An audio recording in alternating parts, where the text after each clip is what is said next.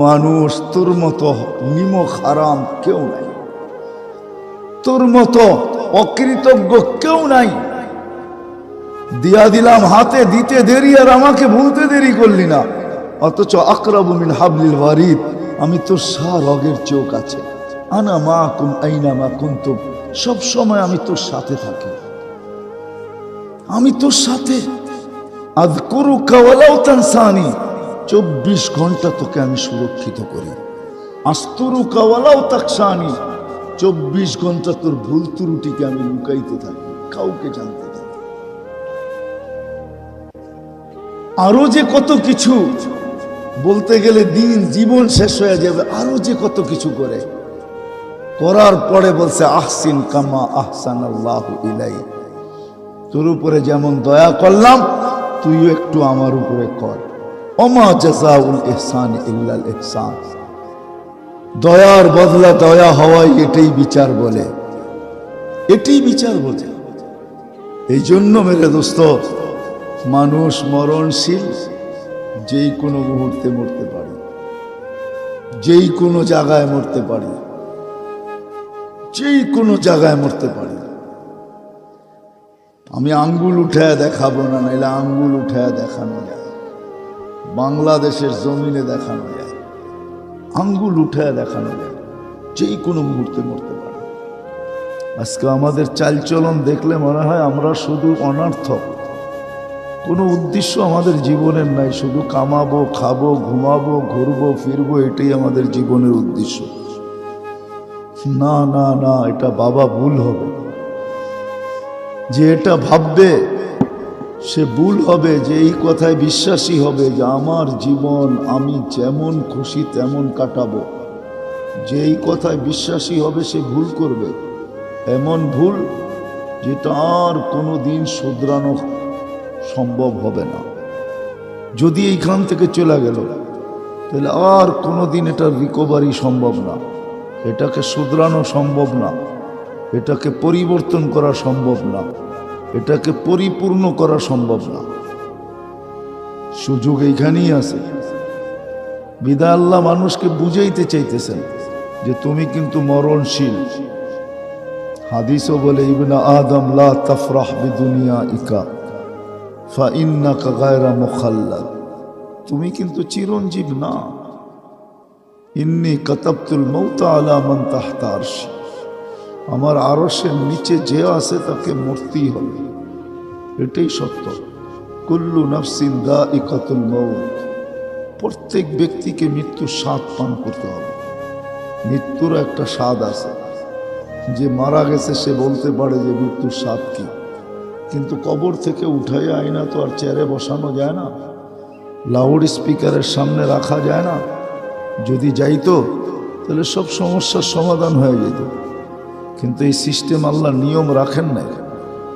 এই জন্য আল্লাহর রসুল বলছিলেন যে আমার মনে চায় আমি দোয়া করি যে কবরের অবস্থা তোমাদেরকে দেখায় দেওয়া হোক, কিন্তু পরক্ষণে দোয়া এই জন্য করি নাই যে তোমরা আপনজনকে আর কেউ কবরে দিবে না, দুনিয়াটা দুর্গন্ধে ভরে যাবে।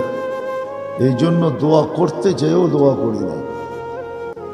বিদায় ভাবার বিষয়, মানুষ কিন্তু মরণশীল, আমরা মরণশীল। কখন মরব এটাও জানি না। যদিও আমাদের হাতের টেকনোলজি আমাদেরকে আশ্চর্যান্বিত করে, আমাদের হাতের টেকনোলজি আমাদেরকে তাক লাগায় দেয়। মানুষের হাতের টেকনোলজি মানুষকে তাক লাগায় দিতেছে, কিন্তু জানার কোনো সুযোগ নাই যে আমি কখন মরব, কোথায় মরব, কোন অবস্থায় মরব, তা জানার সুযোগ কারো নাই। এতটুক কথা যদি বুঝে আসে তো সামনেরটাও বুঝে আসবে যে আমি মরণশীল, আমাকে চলে যেতে হবে। কেন অস্তিত্ব দিলেন এটা বোঝা অনেক সহজ হবে, নাইলে কেন অস্তিত্ব দিলেন এটা বোঝা সহজ হবে না। তাইলে ওই স্লোগানেই বিশ্বাস করবে, আমার জীবন আমি কাটাবো, যেমন খুশি তেমন কাটাবো। কিন্তু জীবনটা আমার না, না যুক্তিতে বুঝে আসে না তর্কে বুঝে আসে। জীবনটা যদি আমার হতো তাহলে জীবনের কোনো অংশে আমার কন্ট্রোল থাকতো, আমার কোনো কন্ট্রোল নেই। জীবনের অংশটা আমার কথা মানত, কোনো একটা অংশ আমার কথা মানে না, আমার কন্ট্রোলে নেই। জীবনটা তার গতিতে চলতেছে, জীবন বলতে সময়টা তার গতিতে চলে, আমার কথা একদিনও শোনে না। আজ পর্যন্ত মানুষ জীবনের গতি থামাইতে পারে না, আর কোনোদিন থামানো সম্ভব না। এই জন্য সত্য এটাই, যিনি আমাদেরকে নিয়ে আসছেন আবার যিনি নিয়ে যাবেন, উনি আমাদেরকে নিয়ে আসছেন। আমরা সদিচ্ছায় কেউ মানুষ হয়ে আসি না। কেউ বলতে পারবে না যে আমি সদিচ্ছায় মানুষ হয়ে আসছি, না, ওনার ইচ্ছায় আমরা মানুষ হয়ে আসছি। ইচ্ছা করলে যা খুশি তা বানাইতে পারতেন, কোনো প্রতিবাদ করার সুযোগ নাই। সারা দুনিয়ার প্রাণীগুলো এক হয়ে আজ পর্যন্ত কোনোদিন প্রতিবাদ করে নাই। বরং এটাই পাওয়া যায়, শুকর পর্যন্ত সকালে ঘুমের থেকে উঠে আর উঠেই একটা চিৎকার দেয়, আলহামদুলিল্লাহিল্লাযী খালাকানি আবতারা খালকি। প্রশংসা ওই আল্লাহর, যিনি আমাকে অস্তিত্ব দিছেন সৃষ্টির ভিতরে সবচেয়ে নিকৃষ্ট করা, তারপরও তো দিছেন। কুকুরও দেখবেন ঘুম থেকে উঠেই একটা হামাগুড়ি দিয়ে একটা আওয়াজ বাহির করে, সেও আল্লাহর প্রশংসা করে। মা মিন শাইইন ইল্লা ইউসাব্বিহু বিহামদি রাব্বি। প্রত্যেকটা বস্তু আল্লাহর প্রশংসায় 24 ঘন্টা বাধ্য। মানুষই একমাত্র স্বভাব রাখে, নাইলে কোনো সৃষ্টি এই স্বভাব রাখে না। মানুষই একমাত্র অভ্যাস রাখে, স্বভাব রাখে। ইদা মাসাহুল খাইরু মানুয়া। ভালো কিছু পাইতে দেরি, এই কথা বলতে দেরি করে না যে এই ভালোটা আমাকে দিল তো দিল কে। মানুষ সুস্থ হয়ে যখন হাসপাতাল থেকে ফিরে তো প্রশংসা করে তো হাসপাতালের করে, ডাক্তারের করে। বহুত কম রুগী আছে সুস্থ হইয়া সর্বপ্রথম 2 রাকাত নামাজ পড়ে এই কথা বলে, মালিক তুই সুস্থ করে দিল। এইখানে একজনও নাই অসুস্থ হওয়ার পরে সুস্থ। অনেকেই আমরা অসুস্থ হয়েছি, অনেকেই আমরা সুস্থ হয়েছি, কিন্তু আজ পর্যন্ত কেউ আমরা সুস্থ হওয়ার পরে 2 রাকাত নামাজ পড়া বলি না, মালিক তুই সুস্থ করছিস। সবাই বলে হাসপাতাল বড় ভালো, ডাক্তার বড় দক্ষ, ধরতে পারছে আমার রোগটা, চিকিৎসা ঠিক মতো করছে, আমি ভালো হয়ে গেছি। অথচ কোরআন বলে ওয়াইদা মারিস্তু ফাহুয়া ইয়াশফিন। কোরআন শিখাইতেছে এটা, ওয়াইদা মারিস্তু ফাহুয়া ইয়াশফিন। যখন আমি রোগে আক্রান্ত হই, শেফা দিলে তো মালিকই দেয়, আর কেউ দেয় না। কিন্তু আল্লাহর নাম একবারও উচ্চারণ করে নাই, একবারও কেউ নাই। বলেন আপনি এখানে এতগুলা লোক, যুবকও আছে, বৃদ্ধও আছে, বলেন কোনোদিন সুস্থ হয়ে 2 রাকাত নামাজ পড়া এই কথা বলছি যে মালিক তুই আমাকে সুস্থ করে দিছিস? সবাই প্রশংসা করি কার? ডাক্তারের। সবাই প্রশংসা করি কার? হাসপাতালের। এই জন্য কোরআন বলে ইদা মাসাহুল খাইরু মানুয়া। মানুষই একমাত্র স্বভাব রাখে, এই স্বভাব সৃষ্টির ভিতরে কারো নাই। মানুষেরই খারাপ স্বভাব, মানুষই স্বভাব রাখে। ভালো পাইতে দেরি, আল্লাহকে বলতে দেরি করে না। একটু তাকায় দেখেন, যুবক যৌবন পাইতে দেরি, আল্লাহর থেকে দূরে সরতে দেরি করে না। যতদিন যৌবন পায় নাই অতদিন তো বাচ্চা ছিল, কলম তার বিরুদ্ধেও ছিল না, পক্ষেও ছিল না। কিন্তু এই দিক দিয়ে যৌবন পাইতে দেরি, আল্লাহকে বলতে দেরি করে নাই। ভাবেন, টাকা আলা টাকা পাইতে দেরি, আল্লাহকে বলতে দেরি করে নাই। যে যা পাইছে পাইতে দেরি, আল্লাহর থেকে দূরে সরতে দেরি করে নাই। ওয়াইদা মাসাহুল খায়রু মানুয়া। খায়ের পাইতে দেরি, আল্লাহ বলতে দেরি করে না। মানুষের এই স্বভাব। কিন্তু সত্য এটাই, আমরা মরণশীল। যেই কোনো মুহূর্তে মরতে পারি, যেই কোনো জায়গার থেকে যাইতে পারি। এমন না আপনি উন্নত প্লাজে বসে, উন্নত ফ্ল্যাটে বসে আছেন মৌত হবে না, এমন না। উন্নত দেশে বসে আছেন মৌত হবে না, এমন না। যেখানেই থাকুক না কেন মানুষকে মরতে হবে। কিন্তু ভাবতে হবে, বসতে হবে, শিখতে হবে, জানতে হবে যে আল্লাহ আমাকে কেন অস্তিত্ব দিলেন, আমার অস্তিত্বের কারণ কি, কি কারণে আল্লাহ আমাকে অস্তিত্ব দিলেন, কি কারণে আল্লাহ আমাকে কুদরতি হাত দিয়ে তৈরি করলেন, সব সৃষ্টি তো হুকুম দিয়া করলেন, সব সৃষ্টি তো দুই অক্ষর দিয়ে অস্তিত্ব দিলেন। আজকে তো মানুষ নামাজ পড়তে আসে না, এই জন্য আমার মনে হয় সে ভাবে যে মানুষকে আল্লাহ নামাজের জন্য ডাকতেছে, এই জন্য সে আসে না। আসলে মানুষকে আল্লাহ নামাজের জন্য ডাকে না, নামাজ তো একটা বাহানা মাত্র। আসসালাহ এই শব্দটা বাহানা মাত্র। যদি সত্য হয় মানুষকে আল্লাহ ডাকে জান্নাতের চাবি দেওয়ার জন্য, যেখান থেকে তার যাত্রা ওইখানের চাবি দেওয়ার জন্য। মনে হয় বুঝাইতে পারি নাই, আমাদের যাত্রা জান্নাত থেকে, আমাদের গন্তব্য কিন্তু জান্নাত, আমাদের যাত্রাও জান্নাত থেকে, গন্তব্য জান্নাত। আল্লাহ জান্নাতের নামাজের জন্য মসজিদে ডাকতেছেন এই জন্য যে আসো জান্নাতের চাবি তোমার হাতে দিয়া দেই। আসসালাতু মিফতাহুল জান্নাহ, নামাজ জান্নাতের চাবি, চাবি দেওয়ার জন্য তোমাকে ডাকতেছি, আসো। আল্লাহ তো নামাজ বাহানা, আল্লাহ তো এই জন্য ডাকেন, নামাজের জন্য ডাকেন না। আমরা সবাই জানি আমাদের নামাজের কি অবস্থা, ঠিক না? না জানি না? যতটুকু পড়ি এটার অবস্থা জানি তো। কি বলেন? বললে রাগ হয়ে যাবেন? হ্যাঁ, হতে পারে যুবকরা, শিক্ষিতরা রাগ হয়ে যাবেন। বলবো রাগ হয়েন না, কিন্তু মানুষ অসুস্থ হইলে ডাক্তার হাজারো টেস্ট দেয়, ঠিক না? করান না? করান না? হ্যাঁ করান তো। টাকা যায় না? যায় না? বিড়ম্বনা হয় না? হয় না? সব কিছু হয়, তারপর তো টেস্ট করান, ঠিক না? আজ পর্যন্ত এখানে কয়জন আছে যে আমি সূরা ফাতিহাকে টেস্ট করছি?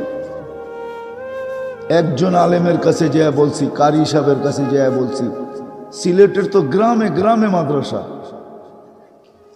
এরকম কোনো গ্রাম নাই যে গ্রামে মাদ্রাসা না আছে।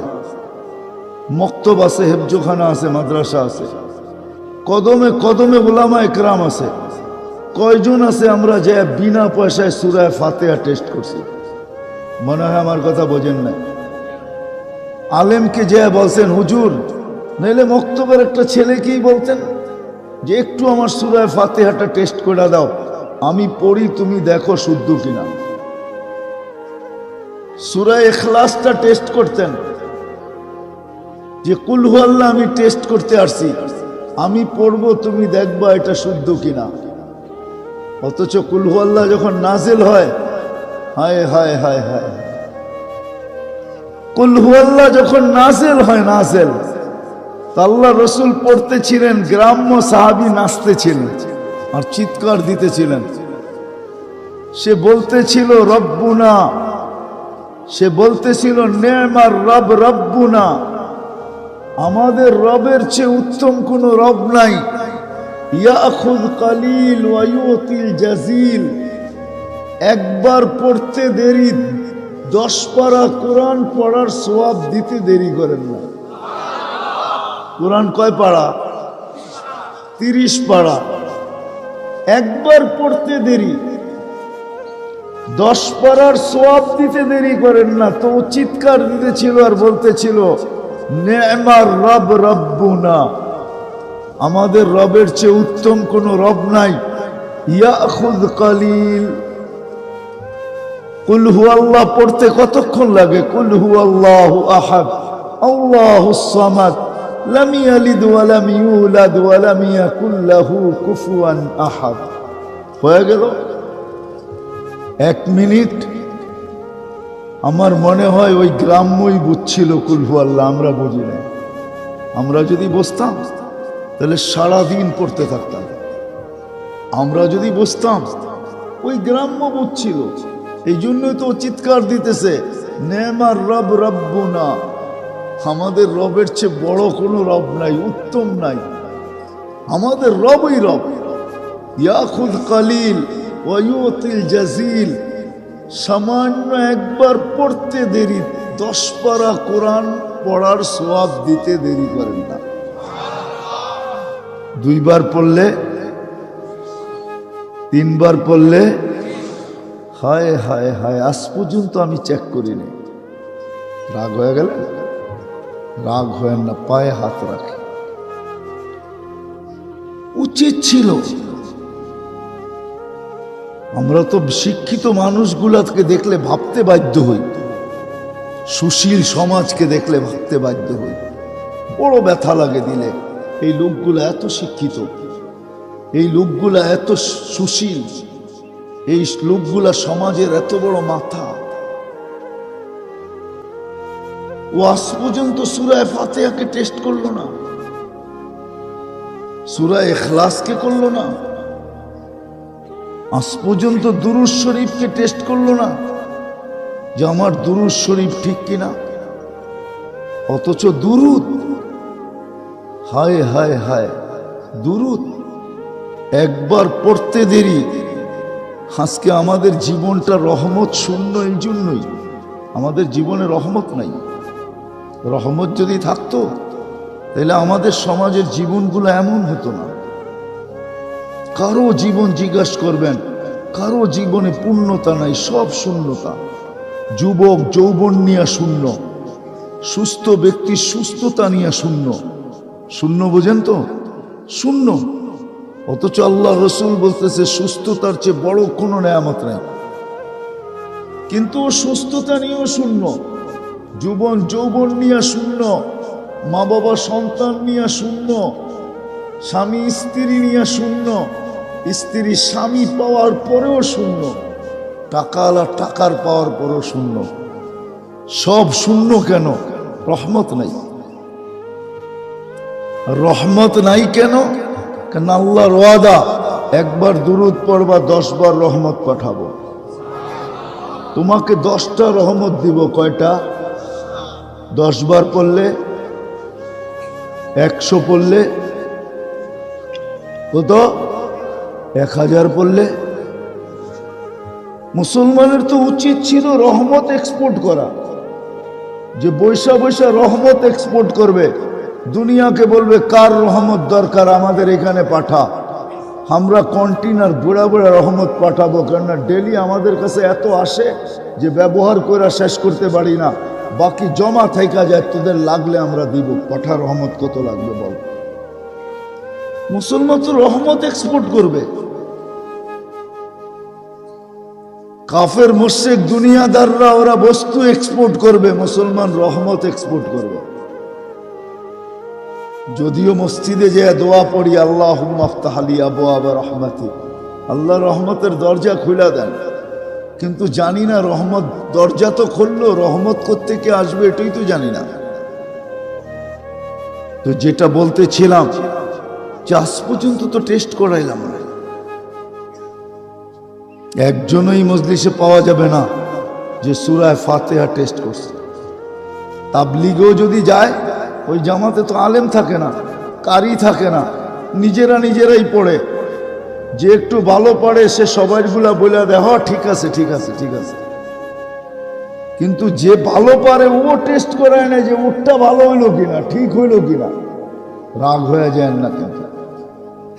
এই জন্য যেটা বুঝাইতেছিলাম, মানুষ মরণশীল, যেই কোনো মুহূর্তে যেতে পারে, যেই কোনো জায়গার থেকে যেতে পারে, যেই কোনো অবস্থার থেকে যেতে পারে। এই জন্য বোঝা উচিত আমার অস্তিত্বটা কেন, এটা বোঝা উচিত, শিখা উচিত, জানা উচিত। এটার জন্যই আল্লাহ আমাদেরকে বিবেক দিছেন, এটার জন্যই আল্লাহ আমাদেরকে বুদ্ধি দিছেন, এটার জন্যই আল্লাহ আমাদেরকে চিন্তা ক্ষমতা দিছেন, এটার জন্যই আল্লাহ আমাদেরকে সব কিছু দিছেন। এত দিছেন দিয়া নবীর মাধ্যমে জানায়া দিছেন, আন্নাস মাআদিন, আপনার উম্মতকে আমি ভান্ডার বানায় পাঠাইলাম। আন্নাস মাআদিন, ভান্ডার, ভান্ডার, যুবকের যৌবন ভান্ডার, যদি সে সঠিক ব্যয় করতে পারে। যুবকের যৌবন ভান্ডার, ভান্ডার বোঝেন তো? খনি, যদি সে সঠিক ব্যয় করতে পারে। চক্ষু ভান্ডার, দৃষ্টি ভান্ডার যদি সঠিক ব্যয় করতে পারি, একজনও এখানে নাই, না ইয়াং না বুড়া, যাদের মা বাবা বাচ্চা আছে একজনও নাই যে বাহির থেকে ছুটতে ছুটতে যাইতেছে। একজন জিজ্ঞেস করে এত তাড়াহুড়া কেন? কয় বুঝবি না। কয় মানি? কয় যাব, দয়ার দৃষ্টিতে দেখব, কবুল হজের সোয়াব কামাবো, আর কবুল হজের বিনিময়ে জান্নাত, এই মুহূর্তে যায় জান্নাত নিজের নামে লেখায় নিব। একজনও এইখানে নাই যে এই নিয়তে বাহির থেকে যাইতেছে যে মা বাবাকে সদয় দৃষ্টিতে দেখব আর কবুল হজের সোয়াব কামাবো। বলেন আজ পর্যন্ত কোনো এই নিয়তে যে মা বাবাকে দেখছেন? একজন হাত উঠান, একজনও নাই। ভান্ডার, যুবকের যৌবন ভান্ডার, যদি সে সঠিক ব্যয় করতে জানে তাইলে সে জমিনে হাঁটবে আর এই হাদিস সত্যায়িত হবে। ইন্নাল্লাহা ইউবাহিল মালাইকা বিশাব বিসালেহ। নেক যুবককে দেখা আল্লাহ ফেরেশতাদের উপরে গর্ব করেন। আল্লাহ দেখবে আর ফেরেশতাদের উপরে গর্ব করবে। দেখ যুবক, ভালো মতে দেখ। যৌবন ভান্ডার, নারীর নারীত্ব ভান্ডার, পুরুষের পুরুষত্ব ভান্ডার, ধনালার ধন ভান্ডার, সম্পত্তি আলার সম্পত্তি ভান্ডার। হয় কেমন ভান্ডার এই হায়াত!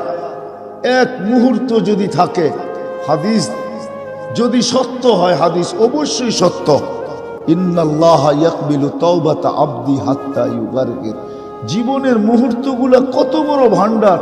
কণ্ঠনালীতে রু আসার পূর্ব মুহূর্তেও যদি হাত তুলা বলে আল্লাহ মাফ করে দেন, তো আল্লাহ ওয়াদা করতেছে মাফ করবো, ওয়ালা উবালি, তুই কত করছিস সেটার কোনো তাকাই দেখবি না। ভান্ডার। তো আমরা মরণশীল, এটাই সত্য।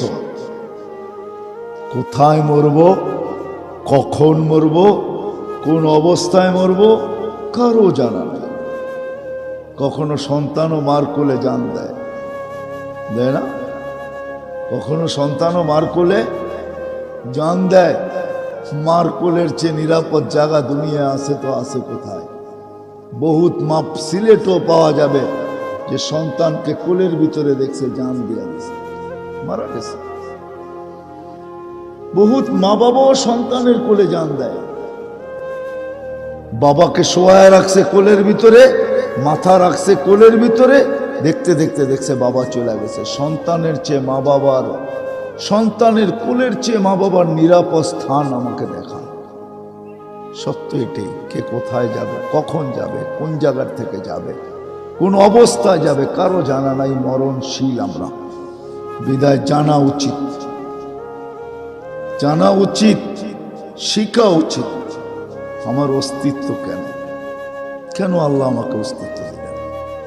এত সুন্দর করে দুনিয়াটাকে সাজায় আমাকে কেন পাঠাইলেন? অনার্থক। কোরআন চিৎকার দেয়, আফা হাসিবতুম আন্নামা খালাকনাকুম আবাস। তোমাদের ধারণা তোমরা অনার্থক? অনার্থক না। আল্লাহ এখানে পাঠাইছেনি প্রস্তুতি নেওয়ার জন্য, এখানে পাঠাইছেনি জীবনটাকে গড়ার জন্য, এখানে পাঠাইছেনি যেই জায়গার থেকে যাত্রা শুরু ওইখানে ফেরার জন্য। আমাদের যাত্রা জান্নাত থেকে জান্নাতে ফেরার জন্য আল্লাহ আমাদেরকে এইখানে পাঠাইছেন, যে এই দিক দিয়ে ঘুরে আসো, এই দিক দিয়ে ঘুরে আসো। একক আপন মেহমান যদি হয় তো ওর জন্য একটা আলাদা, ওর জন্য দরজা ভিন্ন থাকে, ঠিক না? সবাই সামনেরটা দিয়ে ঢোকে, বাড়ির জামাই বলে কথা কয় বাবা তুমি ভিতর দিয়ে আসো। সবাই সামনের দরজা দিয়ে ঢুকছে, আর বাবাকে কি বলতেছে? জামাইকে, বাবা তুমি ভিতর দিয়ে আসো। মনে বাড়ির ভিতর দিয়ে ঢুকে আসো। কি মনে হয় বোঝেন নাই? হ্যাঁ, আমাদের যাত্রা জান্নাত থেকে যাব জান্নাতে। আল্লাহ বলে একটু ঘুরায়, এদিক দিয়ে ঘুরায়। এই জন্য দুনিয়াতে পাঠাইছেন, নাহলে পাঠাইতেন না, নাহলে জান্নাতেই থেকে যেতাম। কিন্তু সহজ, মানুষ তো মানুষ, মানুষ তো মানুষ, মানুষ তো মানুষ, মানুষ তো মানুষ। হতে পারে প্রস্তুতি নাও নিতে পারে, সঠিকভাবে নাও হতে পারে, কেননা ভিতরে একটা মন আছে, যে মনটা 24 ঘন্টা তাকে নিয়ে খেলতে থাকবে। বাচ্চা যেরকম খেলনা পাইলে সারাদিন খেলে, বাচ্চা যেরকম ফুটবল পাইলে সারাদিন লাথি মারতে থাকে, আমাদের মনটাও কিন্তু এরকম। কোরআন বলে ইন্নান নাফসা লাআম্মারা, মন সারাদিন তোমাকে নিয়ে খেলবে। আর খেলতে খেলতে সবচেয়ে বড় উপরে যে ছিল, ফেরেশতারও সর্দার ছিল, ফেরেশতাদেরও মাথার তাজ ছিল। শয়তান শয়তান হিসাবে জন্ম নেয় নাই, সে তো একটা সময় ছিল তাউসুল মালাইকা ছিল, ফেরেশতাদের মাথার মুকুট। খতিবুল মালাইকা এক সময় ছিল, সে ফেরেশতাদেরকে ওয়াজ করে শোনাইত, আল্লাহর পরিচয় তুলে ধরত, আল্লাহকে কি করতে হবে ফেরেশতাদেরকে পর্যন্ত বুঝাইত। তাকেও খেলতে খেলতে মন আউট করে দিছে, এমন আউট চিরদিনের জন্য বিতাড়িত করছে। রাজিম ফাইন্নাকা রাজিম, চিরদিনের জন্য বিতাড়িত করছে তার মন। এটাও আমাদের ভিতরে আছে, যেটা সারাদিন আমাদেরকে নিয়ে খেলতে থাকে, বলতে থাকে হুজুররা বলবেই, সব মানতে হবে নাকি? হুজুররা বলবেই, সব শুনতে হবে নাকি? আল্লাহ তো একটা বিবেক বুদ্ধি দিছে না, দেয় নাই। এরকম ভাবে বুঝাবে মন। যেমন আমাদের দেশের সমাজের কিছু লোক আছে, নোয়াখালীর ভাষা বোঝেন আপনারা? নোয়াখালীর ভাষায় বলে সজ্জানা। সজ্জানা বোঝেন? হ্যাঁ, সিমের বিচিরে কয় সজ্জানা। সমাজের কিছু লোক দেখা যায় সিমের বিচিও বোঝে না, সিমের বিচিও চিনে না, কিন্তু নিজেকে বড় শিক্ষিত মনে করে। বলে আমরা কি শিক্ষা দীক্ষায় কম নাকি? আমরা পড়ালেখা করি না? আমরা কি কিছু জানি না? আমরা কি কিছু বুঝি না? তো নোয়াখালী ভাষায় বললে বলতে হয় যে তুমি সিমের বিচিও বোঝো না। সত্য কিনা? আছে আমাদের সমাজে, আছে না নাই? হ্যাঁ, বড় বড় শিক্ষিত লোকগুলা দেখবেন, অথচ উচিত ছিল যত বড় শিক্ষিত তত বড় আল্লাহওয়ালা হওয়া উচিত ছিল। কেন? ওকে শিক্ষা কে দিছে? কে দিছে? যত বড় ধনী তত বড় আল্লাহওয়ালা হওয়া উচিত ছিল। ওকে ধন কে দিছে?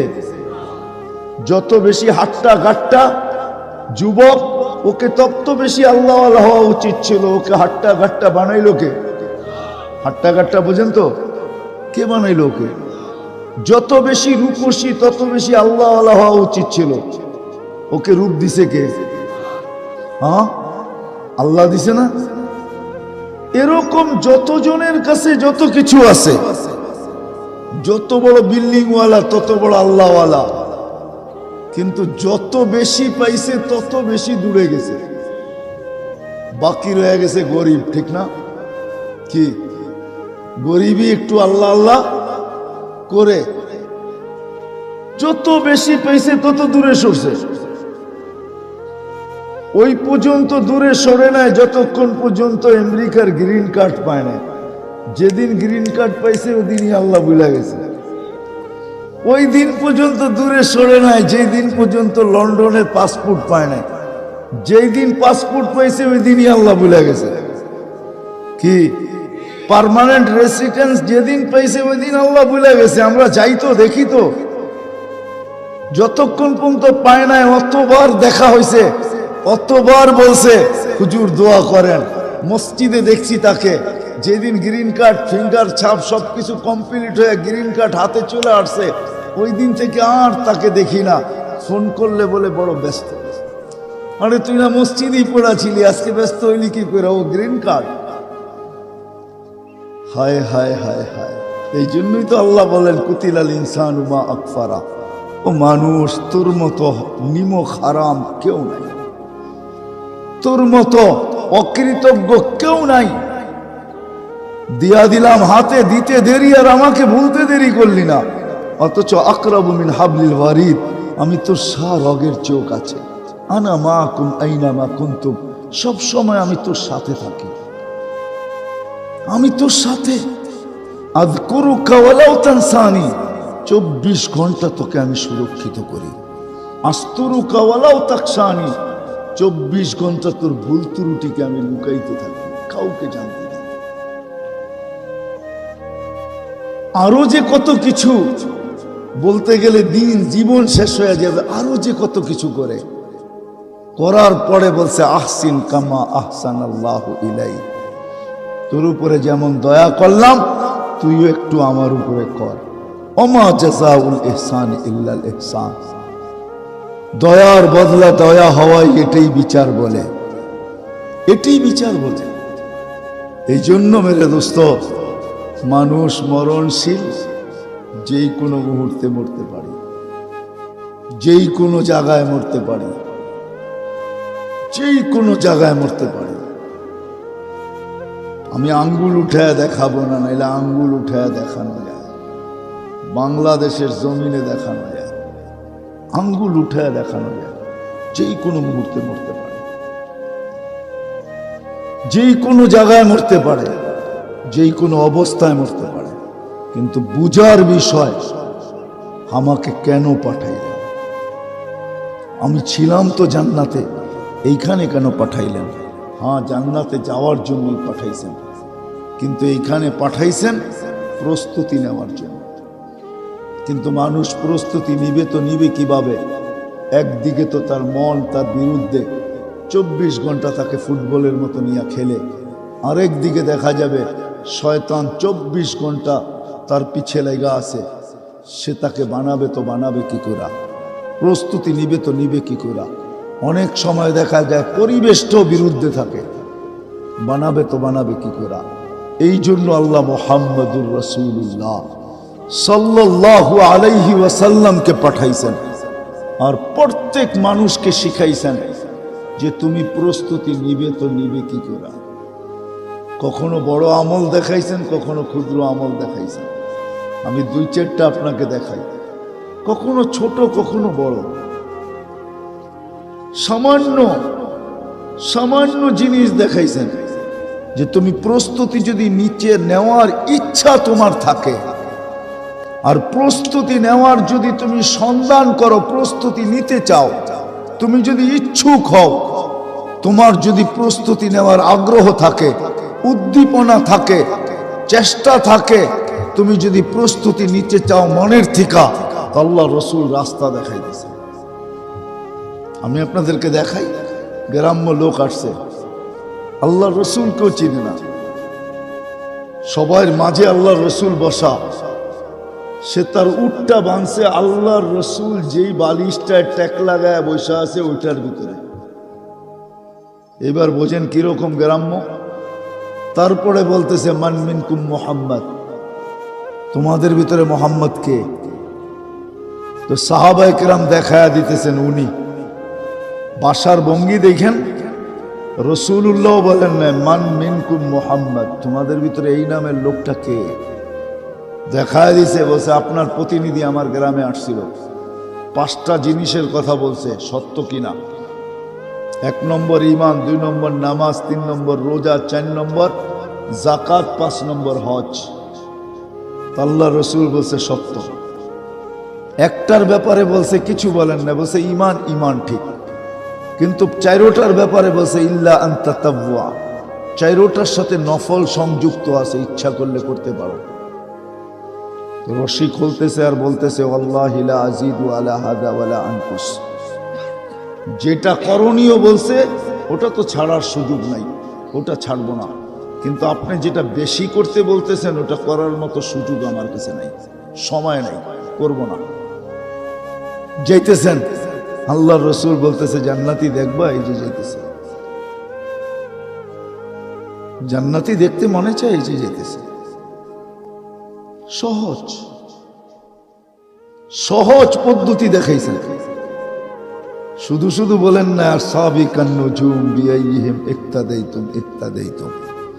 আমি 100 লক্ষ মডেল তৈরি করে রেখে গেলাম, আমি জানি তোমরা সবাই একমতের হবে না, আমি জানি তোমাদের সবার ভিতরে এক ধরনের স্পৃহা হবে না, আমি জানি তোমাদের সবার ভিতরে এক ধরনের শক্তি হবে না, বিদায় ১৬ লক্ষ মডেল রেখা যেতেছি, যার যাকে পছন্দ হয়, যে যার মতো করতে পারো, করতে দেরি, হেদায়েতের মালা পড়তে দেরি করবে না।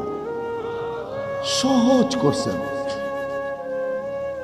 সহজ পদ্ধতি দেখাইছেন মুহাম্মাদুর রাসূলুল্লাহ সাল্লাল্লাহু আলাইহি ওয়াসাল্লাম। উনি আসছেনই আমাদেরকে সঙ্গে জান্নাতে নিয়ে যাওয়ার জন্য। এই জন্যই পদ্ধতি দেখাইছেন, এই জন্যই পদ্ধতি দেখাইছেন। আর কিয়ামতের সকাল পর্যন্ত এই পদ্ধতি চলবে, আর কোনো পদ্ধতি চেঞ্জ হবে না। এটাও আল্লাহ বলে দিছেন, খাতামান নবিয়্যিন, আপনি নবুয়তের ঘরের তালা, এই ঘর আর কোনোদিন খোলা হবে না, আর কাউরে বাহির করা হবে না। তালা মেরা দিলাম আপনাকে দিয়া, আপনি নবুয়তের গলার তালা, আর কোনোদিন এই পদ্ধতি কিয়ামতের সকাল পর্যন্ত চলবে। কিন্তু মানুষ তো আসতে থাকবে, যাইতে থাকবে। এই জন্যই আল্লাহ সিস্টেম করছেন, ওয়া আওরাসনাল কিতাবাল্লাযী নাস্তাফাইনা মিন ইবাদিনা। আর রাসূল সাল্লাল্লাহু আলাইহি ওয়াসাল্লামও বলতেছেন, আল উলামা ওয়ারাসাতুল আম্বিয়া। আল্লাহ কিছু লোককে সব সময় নির্বাচিত করছেন, করতেছেন, করতে থাকবেন, যাদেরকে হক্কানি আলেম বলে। আল্লাহ এদেরকে নির্বাচিত করবেন প্রত্যেক সময়, প্রত্যেক যুগে, প্রত্যেক মার কোল থেকে নির্বাচিত করবেন। এদেরকে আল্লাহ শিক্ষা দিবেন নির্বাচিত করার মাধ্যমে, রসুলের সত্যায়িত করার মাধ্যমে। যারা আমার উত্তরসূরি, এরা মানুষের দুয়ার পর্যন্ত এই জিনিসকে পৌঁছাইতে থাকবে। এদের দায়িত্বই এটা, এরা মানুষের দুয়ার পর্যন্ত এটা পৌঁছাইতে থাকবে। কারখানাও নিজেরাই খুলবে, আবার মাল নিজেরাই সাপ্লাই দিবে। কারখানা হলো মাদ্রাসাগুলা, সাপ্লাই হলো এর ভিতর থেকে হাফেজ, এর ভিতর থেকে কারি, এর ভিতর থেকে আলেম, এর ভিতর থেকে মুফতি, এর ভিতর থেকে মুহাদ্দিস, এর ভিতর থেকে মুফাসসির, এর ভিতর থেকে খতিব, এর ভিতর থেকে এটা সেটা। এরা দায়িত্ব নিবে আর গ্রামে গঞ্জে ঘুরবে। দুনিয়ার কোন এরকম জায়গা নাই যেখানে আলেম না আছে। হ্যাঁ, কাছাকাছি হইতে পারে, আবার দূরেও হইতে পারে, কিন্তু আছে বটে। আমি দুনিয়া ঘুরা দেখছি, নরওয়ের পরে দেখছি বরফ আর বরফ, ওইখানেও মানুষের বাস, ওইখানেও যে দেখতেছি আলেম বসে আছে। আমি জিজ্ঞাসা করছি, তুমি কেন আসলা? সবাই আসলো, বুঝলাম, তুমি কেন? হাসতে হাসতে বলতেছে, আপনি মনে হয় ভুলে গেছেন, আল্লাহই তো দায়িত্ব দিয়ে এখানে পাঠাইছেন, এলে আসতাম তো আসতাম কেন? রাসূলুল্লাহ সাল্লাল্লাহু আলাইহি ওয়াসাল্লাম এই জন্য আসছেন, যেন আমি আমার জীবনের উদ্দেশ্য বুঝি আর সহজে প্রস্তুতি নিতে পারি। গরিব যেন গরিবের ভিতরে থাকা, গরিব যেন দারিদ্রতার ভিতরে থাকা প্রস্তুতি নিতে পারে। এই জন্য গরিবকে শিখাইছেন, তুমি দারিদ্রতার ভিতরে থাকা কিরকম প্রস্তুতি নিতে পারবে। বলছে, এমন প্রস্তুতি যে আমি তোমার সাথে উঠার আকাঙ্ক্ষা রাখি। আল্লাহর রসুল গরিবের সাথে উঠার আকাঙ্ক্ষা রাখে। গরিব তো ভাবে, আল্লাহ আমাকে কি দিছে, আমি আল্লাহর জন্য কিছু করব। গরিব তো এটা বলে, আল্লাহ আমাকে কি দিছে, ঠিক না? আমি কেন আল্লাহ আল্লাহ করব, ঠিক না? হ্যাঁ, ওকে যদি বলা হয় রিক্সাওয়ালা গরিব, আমাদের সমাজের গরিব কি বলে, আল্লাহ আমাকে কি দিছে, আমি আল্লাহ আল্লাহ করব, ঠিক না? হ্যাঁ, ওকে যদি বলি তোর অস্তিত্বটা কে দিছে, এই রিক্সা চালানোর শক্তিটাকে দিছে, সারাদিন ক্লান্ত হয়ে বাড়িতে যখন ফিরস, তো রাত্রে ঘুমের ভিতরে ক্লান্তিটাকে দূর করে। একটু ভাবেন, জানি না এখানে কেউ অটো উটো চালান কিনা, সিলেটের মানুষ নাও তো চালাইতে পারেন, কিন্তু সবই তো আমেরিকান আর লন্ডনের, ঠিক না? হ্যাঁ, আপনারা কি অটো চালাবেন? যে সারাদিন অটো চালায় বিকালে বাড়িতে ফিরে, ও কতটুক ক্লান্ত ফিরে? যে সারাদিন পরের জমিনে কাজ করে বাড়িতে ফিরে, কতটুক ক্লান্ত ফিরে? যে মাটি কেটা বাড়িতে ফিরে, ও কতটুক ক্লান্ত ফিরে? বলেন, যদি ঘুমের মাধ্যমে আল্লাহ ওর ক্লান্তিকে দূর না করে জমা রাখা দেয়, পাওয়ার ব্যাংকের মতো। আমাদের পাওয়ার ব্যাংক আছে না যুবক, চিনো পাওয়ার ব্যাংক? হ্যাঁ, পাওয়ার ব্যাংকের মতো যদি জমা থাকে, 5 দিন যদি জমা রাখে, এখানে প্রবাসী হবে অনেক। আছে না প্রবাসী? বলেন, প্রবাস জীবনে যে কষ্টটা করে রাত্রে ফিরা হয় পরিশ্রম করা, ওটা যদি পাওয়ার ব্যাংকের মতো জমা রয়ে গেল, থাকিয়া গেল, পরের দিন সকালে এটা দূর না হইল, এরকম যদি 5 দিন জমা থাকলো পাওয়ার ব্যাংকের মতো, বলেন 6 দিনের দিন আপনি যাবেন কোথায়? কোথায়? কাজে? কোথায়? দেখা যাবে 6 দিনের পরে আপনি ঢাকা শহরের আমাদের সবচেয়ে প্রসিদ্ধ কবরস্থান আজিমপুর, আপনি আজিমপুরও যেতে পারেন। কিন্তু প্রতিদিন রাত্রে ঘুমের ভিতরে আপনার আমার ক্লান্তি দূর করে কে?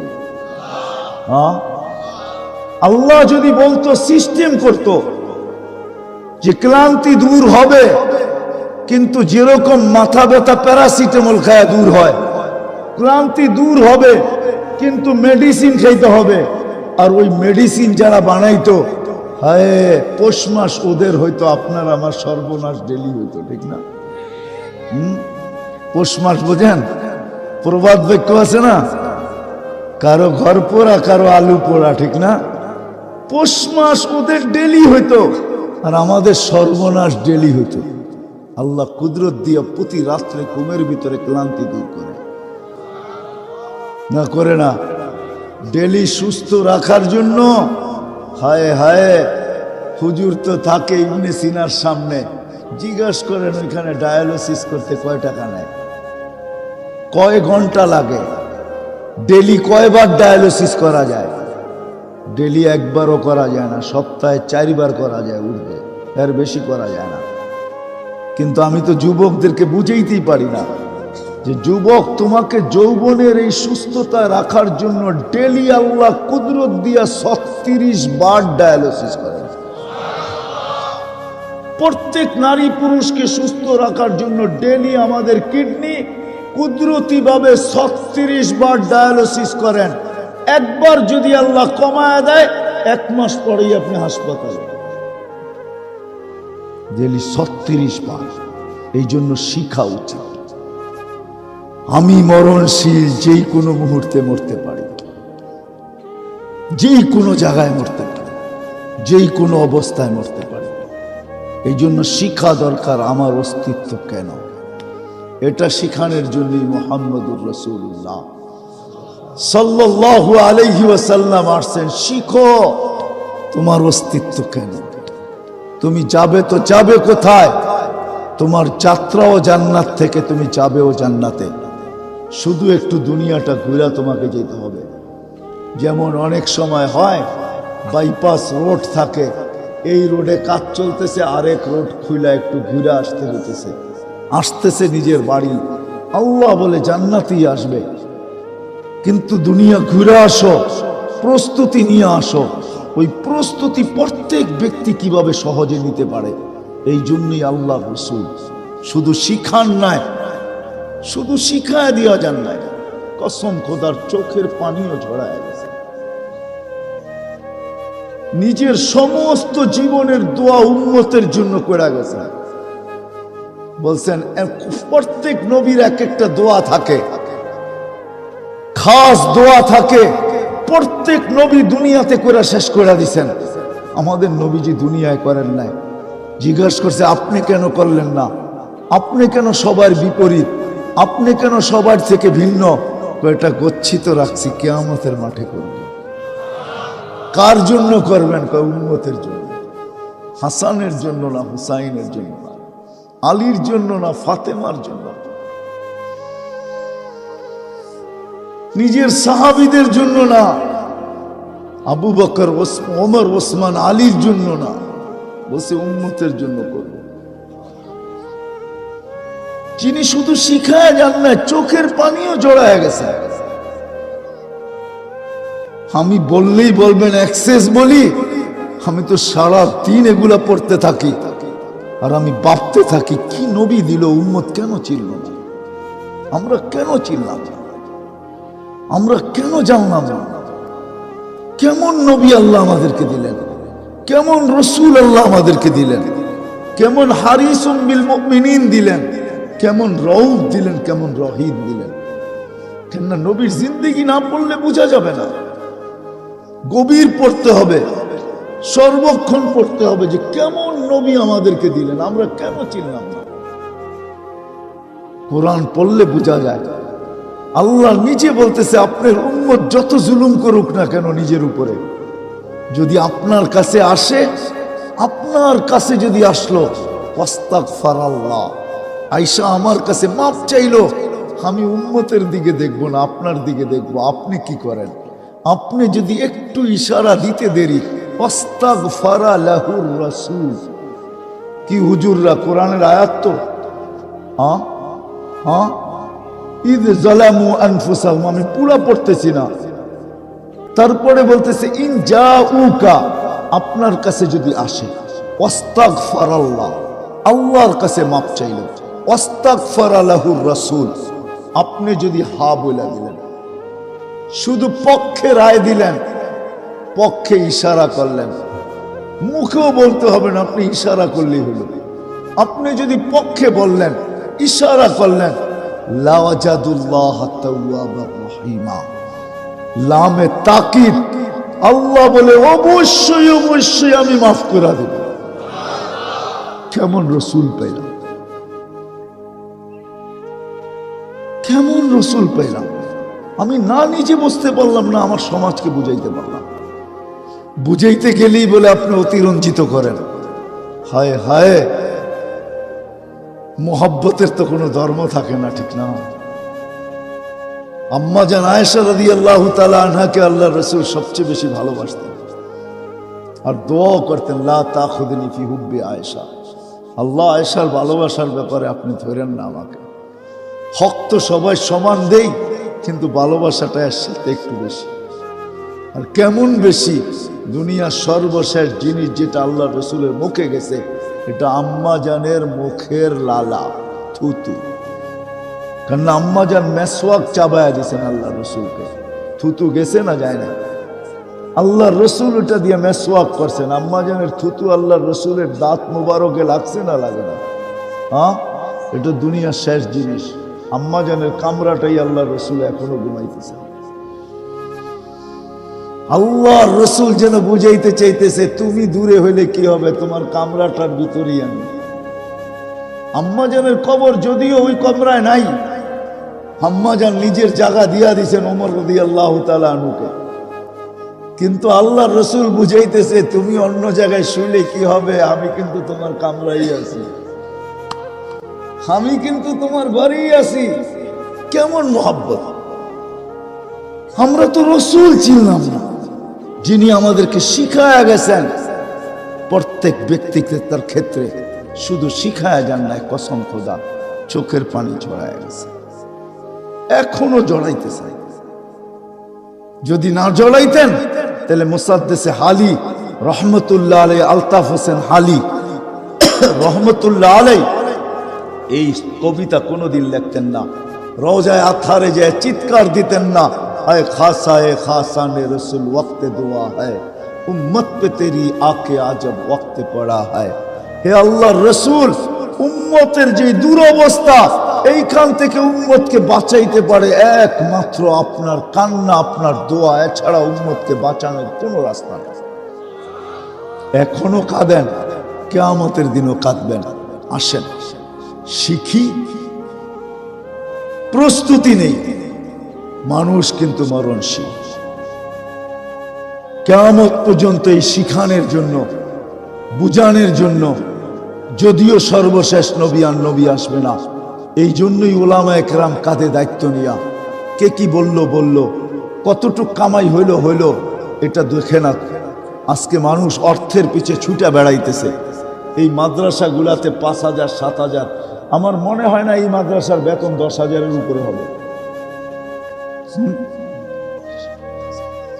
10,000-এর উপরে হবে আমার মনে হয় না। সত্য তো? অথচ অটো চালাইলে মাসে কামানো যায় 20,000। অটো চালাইলে, অটো চিনেন না, ব্যাটারি চালিত, যায় 20,000 কামানো যায়। উনি 10,000 কামায় পড়ে আছে, পাগল না, কাঁধে দায়িত্ব। এই জন্যই উলামা একরাম মসজিদে পড়া থাকে। এমন না যে সিলেটের মসজিদের ইমামতি করলে লাখ লাখ টাকা বেতন দেয়, ঠিক না? 100 পাউন্ড দিলেই তো 10,000-এর উপরে হয়, ঠিক না? কি বলেন? কি আপনাকে বেতন কি, ইমামগো বেতন কি লন্ডন থেকে আসে নাকি? বাংলাদেশের হারেই দেয় 5,000, 6,000, 10,000, এতটুকুই তো দেয়, ঠিক না? হ্যাঁ, না ডলার দেয় না পাউন্ড দেয়। ও ইমামতি কেন করে? ওই 10,000 নিয়ে পড়া থাকে। জীবন কেন কাটায়? ও জানে কাঁধে দায়িত্ব। আজকের ব্যাপার যদি হইতো, দুনিয়ার বিষয় যদি হইতো তো ছেড়া চলে যেতাম, কেননা কালকে আল্লাহকে মুখ দেখাইতে হবে, কালকে মুহাম্মদুর রাসূলুল্লাহর সামনে দাঁড়াইতে হবে। আমি যদি ছেড়া চলে যাই, এই লোকগুলোর নামাজের কি হবে? এদের নামাজের দায়িত্ব কে নিবে? এদের নামাজ সহি কি করে হবে? এই জন্য মসজিদে পড়া থাকে। বিবি বাল বাচ্চাকে শুধু জান্নাতের সাদর সান্ত্বনা দিতে থাকে। চিন্তা করিস না জান্নাতে, চিন্তা করিস না, যা কয় জান্নাতে। বউ একটা ভালো কাপড়ের কথা বললে বলে জান্নাতে মিলবে, চিন্তা করুন। বাচ্চারা বললে কয় জান্নাতে মিলবে। শুধু জান্নাত দেখায় দেখায় দিন পার করতেছে। আল্লাহ করুক, আল্লাহ এদের মনের আশা জান্নাতে পুরা করুক। হায় হায়, ওলামায়ে কেরাম এইভাবে করে, যার কারণে মাদ্রাসাগুলা খোলে, মসজিদে ইমামতি করে। আপনার আমার ছেলেকে, হায় আমরা তো বুঝি না, আমরা মনে করে, আমাদের সমাজ মনে করে এরা আমাদের ছেলেদেরকে অশিক্ষিত বানাইতেছে, এরা আমাদের ছেলেদেরকে দুনিয়ার কিচ্ছু দিতেছে না। আরে কিয়ামতের দিন বুঝবে হাফেজের বাবা যখন 490 কোটি ফেরেশতা আসবে আর ওকে সেলুট করবে, সেলুট, তখন বুঝবে। আজকে বুঝবে না। 490 কোটি ফেরেশতা হাফেজের বাবাকে সেলুট দিবে। সেলুট, শুধু সেলুট দিবে না, পুরস্কারও দিবে। প্রথম সেলুট দিবে, তারপরে পুরস্কার উঠিয়ে দিবে। প্রত্যেকের হাতে পুরস্কার থাকবে। বলবে দুনিয়ার সরকার যদি বাপের পুরস্কার দিতে পারে, পিতা হওয়ার পুরস্কার দিতে পারে, আল্লাহু আহাক্কু বিহা। কেমন পিতা তুই? ছেলে হাফেজ, তোকে পুরস্কার না দেই তো দিব কাকে? হাফেজকে তো দিবেই দিবে, মাকে দিবে। হায় আপনার ছেলে আল্লাহ দেখায়, তারপরও কেন বুঝি না, জানি না। করোনার সময় 2020-এ দেখায় দিছে আল্লাহ। কোটি কোটি টাকার মালিক মারা গেছে, কোটি কোটি না, শত শত না, হাজার কোটি টাকার মালিক মারা গেছে। সন্তান শেষ দেখা পর্যন্ত দেখে নাই। শুধু হাসপাতাল থেকে খবর পাইছে যে তোমার বাপ ডেড, তোমার বাবা চলে গেছে, ইউর ফাদার ইজ গন, তোমার বাবা চলে গেছে দুনিয়ার থেকে। বাস ফোনটা রিসিভ করছে, সংস্থাকে বলছে সৎ কাজ করে নেন আপনারা, আমরা অনুমতি দিলাম, আমরা আসবো না, দেখবো না, করুণায় মারা গেছে। হায় হায় হায়, দেখায় তো দিল চোখের সামনে। এরকম একটা না, দুইটা না, শত আছে। আর আলেমের বাবা মারা গেছে, এটাও দুনিয়াকে দেখাইছে। সে গোসল দিছে, সে কাফন পড়াইছে, সে জানাজা পড়াইছে, সে কবরে রাখছে। দুনিয়া বলছে করুণা, কয় থোতর করুণা, বাবা বড়, করুণা বড় না। বলছে তুই মারা যাবি, থোতর মারা যাবি, বাবা বড়, আমি বড় না। তারপরে বলছে শোন, আমরা জানি লা ইউসিবানা ইল্লা মা কাতাবাল্লাহু লানা। আল্লাহ চাইলে হবে, নাইলে হবে না। আল্লাহ চাইলে প্রধানমন্ত্রীরও হবে, চাই সে ক্যানাডার হোক, একবার না দুইবার। আল্লাহ চাইলে লন্ডনের প্রধানমন্ত্রীরও হবে, একবার না দুইবার। দুইবার করে হয়েছে দুজন, খবর না? অথচ যারা করুণার লাশ দাফন করছে, আজ পর্যন্ত একজনেরও রিপোর্ট নাই করুণা হয়েছে। বুলেও পজিটিভ আসে না, বুলে টেস্ট করানোর পরে বুলে আসে না, মাঝে মাঝে রিপোর্ট ভুল আসে না, বুলেও পজিটিভ আসে না, সব নেগেটিভ আসে। ইসলাম এটাই শেখায়। এই জন্যই মাদ্রাসাগুলো পড়ে যায়। এই জন্যই শেষ কথা আমি তো বলি, প্রস্তুতি নিবেন তো ইনশাআল্লাহ, শিখবেন তো, জানবেন তো। প্রস্তুতির সবচেয়ে বড় নিদর্শন যেটা, সেটা হলো 5 ওয়াক্ত নামাজ। এই মজলিসে যারা আছি যে আসর থেকে আর জীবনে কোনোদিন সদ ইচ্ছায় নামাজ ছাড়বো না। ওয়াদা? হ্যাঁ ওয়াদা পাক্কা তো? আল্লাহ কিরকম সুযোগ দিছে তারপরে নামাজ পড়ি না। আমার মনে হয় না কোনো উম্মতের জন্য ইমাম ছিল। আমি পাই না, হুজুররা পাইছে কিনা জানি না। বড় বড় হুজুরদেরকে জিজ্ঞাসা করলে পাওয়া যেতে পারে। কোনো ইমাম ছিল কোনো উম্মতের জন্য? হ্যাঁ জানা আছে? আমার মনে হয় না। যার যার নামাজ শেষে পড়তো, যার নামাজ শেষে পড়তো। এই উম্মতের জন্য আল্লাহ সুযোগ দিছেন। কয় কিচ্ছু পারি না, ইমামের পিছে দাঁড়ায় যায়। যা ইমাম করে ইফাল কামা ফাল আল ইমাম, ইমাম যেমন করে এরকম কর, তোর নামাজ হয়ে যাবে। কেরাত, কেরাতুল ইমামে কেরাতুল লাক, ইমাম পড়বে তোর লেগা কেরাত হয়ে যাবে। তারপরে পড়েন না কেন? পড়বেন তো, শিখবো তো। হ্যাঁ আলেম ওলামাদের সাথে থাকবো, যত বেশি ঘনিষ্ঠ হইতে পারি।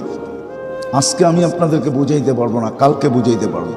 কিয়ামতের দিন বুঝবেন এই ঘনিষ্ঠতা কতটুকু লাভে দিল, কাজে দিল। কাজে দিল। সব সময় একরকম থাকে না। জামানা বায়ে খাল রেহতা নেই, এটাই সত্য। কিয়ামতের মাঠে আলেমদের সম্পর্কই আপনার কাজে লাগবে ইনশাআল্লাহ। এরা সুপারিশ করে পার করে নিয়ে যাবে।